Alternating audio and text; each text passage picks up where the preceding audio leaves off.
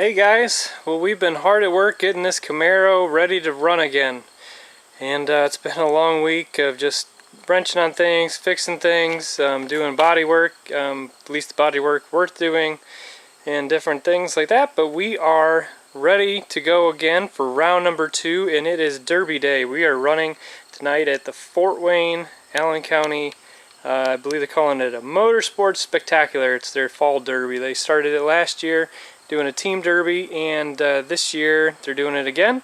So we're going to take this car out as a mini car. So what have we done since the last derby? Well, we've done some body work, just getting panels realigned. The front was relatively unharmed as I had built it, so that was really good news. As far as rules, we're not allowed to bolt the hood in the way that we did at Fulton County. However, we are allowed to have the all thread that goes through the core support and into the frame mount. So that's staying. That can stay, so that's good news. However, these other locations, that has to be changed up. So the 2 bolts that we had originally in the front, I've gone ahead and I'm allowed to use wire. It's basically unlimited, but in this case this is enough for me. I put wire from the bumper up to the core support where the hole is for that bolt. So hopefully that'll kind of help hold the core support in and keep it from crushing in. As far as the side goes, we're allowed to fasten this hood down with up to 6 locations of wire, and these 2 bolts that go all the way through count as a location, so we're only allowed 4 more. So 2 per side.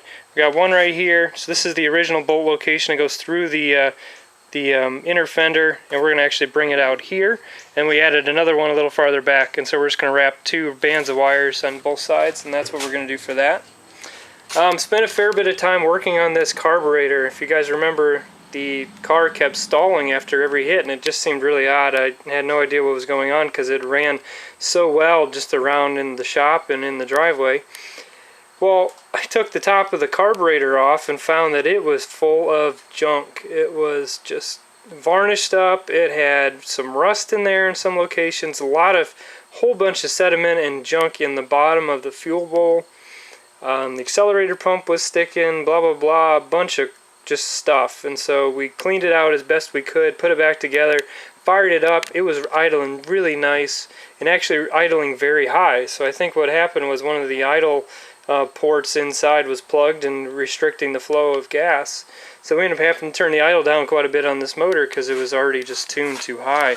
But now it's running really good. So we did actually take the car out of the shop and ram it into the old Derby truck a few times just to see if it stuttered or anything weird happened. And it honestly just kept running real nice. It just kept purring, didn't have any hesitation or anything there. Sorry I didn't get video of that. It was kind of just not optimum filming time. Let's see, touched up all the paint. There was a lot of paint that needed touching up for sure, so we got it looking like a car again and mostly like our paint job. The number is on this side is okay. The other one's hard to read, so I'm probably going to try to throw together a little bit of a roof sign here in a little bit to make that happen. A lot of just again body work around the wheel here. Try to move the fenders in. They already started the pack in that way. We just helped them out a little more, and added a fair bit of wire back here. The rules are allowing unlimited wire from sheet metal to sheet metal. So again, I didn't want to get too carried away, but what we did do is we already had these cross bracings in the back. Then we took one piece of wire from side to side just to keep the sides from blowing out, and we took a chunk of wire from that corner of the bumper, and from this corner we jacked this up, tried to hit it a little more to keep this rolling in the way we want, pre-bending a little bit more, and then we added the wire in to also then help hopefully keep it from wanting to plow and encourage it to want to come up. So we'll see how well that works. If nothing else, it looks pretty cool. And again, same sort of thing on this side. Again, just more body work, just hitting the panels in a little more, not crushing them down because that's not allowed per the rules. But we're just trying to keep the sides from blowing out, keep the humps from blowing out. Everything on the bottom side is bending really nice. It might not look like it from here, but that all looks really good. Passenger side, that took the hardest brunt of the damage, and tried hitting it out a little bit and just found that it just wasn't really worth the effort. So we've touched up the paint as best we could, got the number there kind of, but we're gonna again try to make a quick sign for the roof just so the announcer knows who we are. And then finally the last thing we did was we made the front suspension solid. And I intended to do that for Fulton County, but it was sitting at what I thought was an okay level. It did unfortunately settle out. I don't know exactly what happened, if the sway bar broke, some of the connection or something shifted, but anyways, it was sitting a lot lower after the Derby than what we had originally intended and wanted.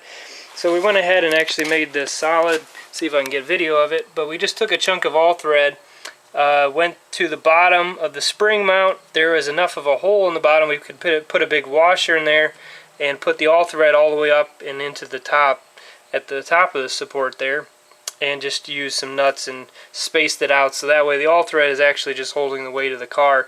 Did that on both sides, and now it's sitting a lot higher. Before, when the Derby ended, the fender was down here, so we raised it up a good 2.5, 3 inches or so, and that's true on both sides. So obviously the bumper raised accordingly.